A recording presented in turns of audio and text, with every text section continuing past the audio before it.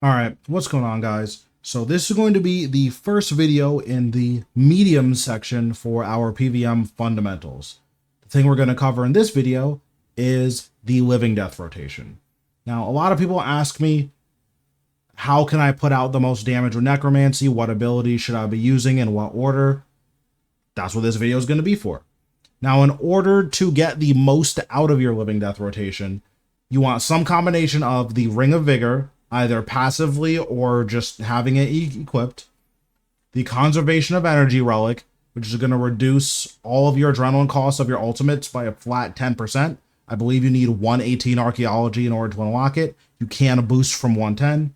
Or the Supreme Invigorate Aura, which does exactly the same thing as Conservation of Energy, except it uses your aura slot. Ideally, you would use Conservation of Energy and Ring of Vigor passive, but if you're missing one of those, then Supreme Invigorate is also there. You need to have two of the three in order for this to work. And the main reason for that is that we're going to be casting Death Skulls a lot.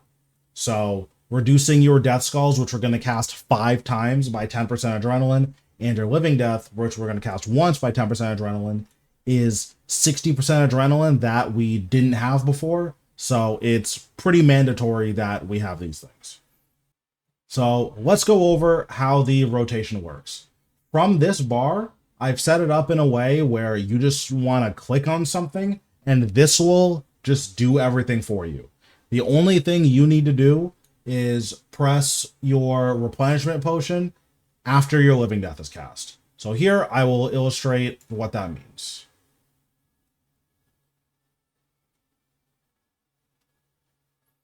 So we cast our skulls for 40%. We're going to build up to 100. We're going to living death, use replenishment potion, and we see skulls is going to be our second ability that's cast. Now at this point, we want to use Finger of Death whenever our stacks are at 12 or approaching 12, and we want to use Volley of Souls if we have 3 residual souls. So that's our second Death Skulls.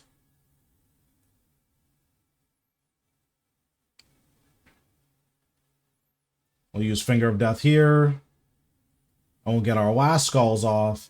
So we got 1 skull off before, then we got 3 off during living death, and we'll get another skulls that we can either hold or use depending on what we want to do. So that is the living death rotation. Super simple, especially with this bar that I set up.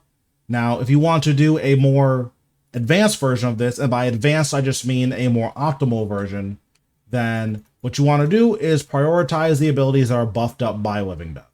What that means is we want to be casting our basic attack, Touch of Death, Finger of Death, and Death Skulls off cooldown, with the priority being Death Skulls first, Finger of Death, then Touch, then basic. So let me restore my prayer and we'll see what that looks like.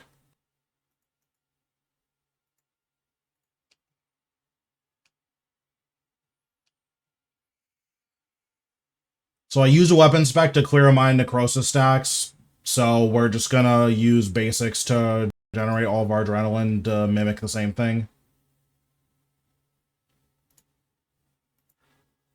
So now what we're gonna do is we are only gonna be casting Finger of Death and basics.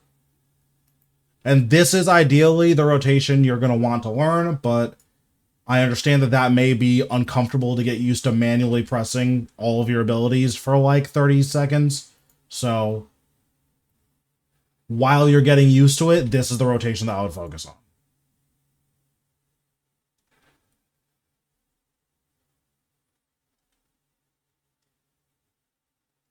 So that's that version of it. Now, that version is going to be more damage pretty much 100% of the time. Now, the reason this rotation is better is that Finger of Death in Living Death will always do more damage than Volley of Souls. Finger of Death's average damage is 300%, while Volley of Souls' average damage is 150% per soul. So, given that Finger of Death is buffed by 50% in your Living Death, a Finger of Death in Living Death is always worth at least 3 stacks of residual souls. This is why this version of the rotation is better, because you will get more Finger of Deaths out, at least one, up to two, just depending on how things work out. For instance, if you go into Living Death with 8 stacks, you can get a second Finger of Death off, which just, that's effectively a second Volley of Souls, right? So this is why this version is better. It gives you a little bit more freedom on how you can maneuver the rotation, because depending on how many stacks you go in, it's going to change when you use Finger of Death versus when you don't. And it's also just more damage, period. Now, once you have Soulbound Lantern, the math gets a little bit different, where if you would be able to cast a 5 stack of volley inside of your Living Death for free, as in you have 5 residual souls already going in, that's always worth casting because it's better than buffed Finger of Death. But generally speaking, you don't want to delay Finger of Deaths if you can help it. Depending on the situation you're in is going to determine a lot about which one of these you use. For instance, if after you do your Living Death, you still want to have a lot of burst damage, then you might want to focus less on using Finger of Deaths and more on generating residual souls. Whereas if you just need to do as much damage as possible, then maximizing how many Finger of Deaths you get is going to be the move. So that's pretty much it for the rotations. Because of the way I set this bar up, as long as you're paying attention to your necrosis stacks and your residual souls, you're going to be doing a lot of damage either way. But having this rotation is just really, really good, because it'll really let you push out the most possible damage with Necromancy, which is really nice. Now, if you'd like a boss to practice this rotation on, your best bet is going to be Raziel. So I'm just going to go to Raziel and show you what that's going to look like. I'm going to use this exact setup. I'm not going to turn on my jazz book or anything. We're just going to go in with this setup that I just showed, where it's going to do the rotation that I showed. Okay, so we're just going to do the rotation that I showed, and then you'll see that we're going to be putting out quite a bit of damage, and our survivability is going to be really good too, because we're going to be soul splitting the entire time.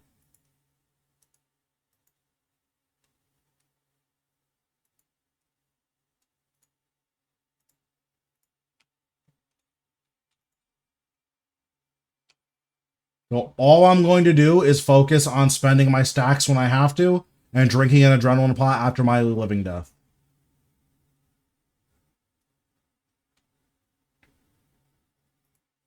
And then I'll use Excalibur here just because my health is kind of low.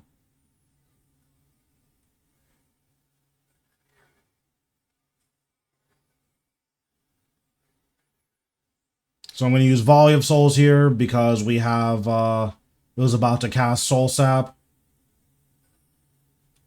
We'll use Finger of Death here.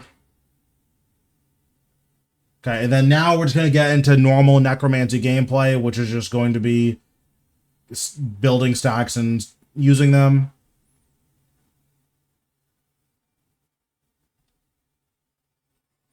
One of the things that's really good that you may have noticed is that, incidentally, every time we cast Skulls, Raziel happens to have minions out. So by doing this rotation properly, we end up killing most of the minions, or at least getting them low.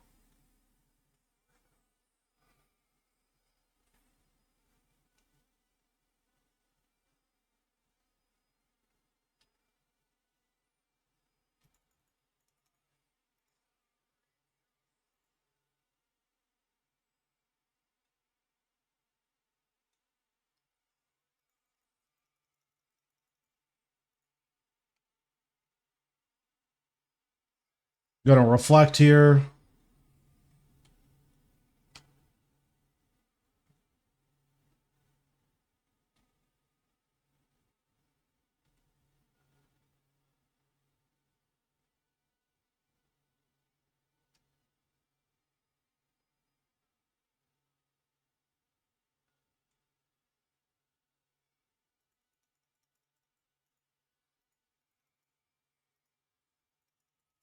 So I didn't bring a prayer potion, which is not good, but we're just gonna try to make it work.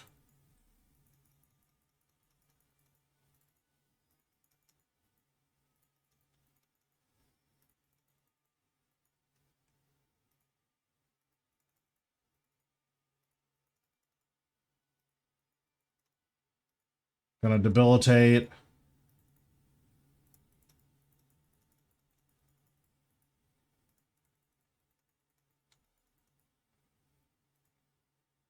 Okay, so that just should be a pretty good illustration of how much damage the Living Death rotation does, and how at a boss where you should be practicing this rotation anyways, you can incidentally just deal with pretty much everything with the rotation alone. We saw there, we never had to deal with any skeletons because we were standing up against the back wall. The ghost wall wasn't hitting us. It was good stuff. And that's what this rotation is good for. You can use this rotation at every boss. Well, not literally every boss, but basically every boss.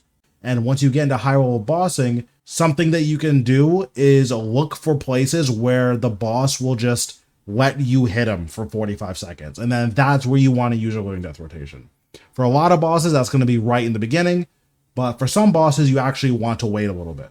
Hopefully, this sort of illustrates how powerful this rotation is and why you should go about learning it. But yeah, thanks guys for watching, and I'll see you in the next one.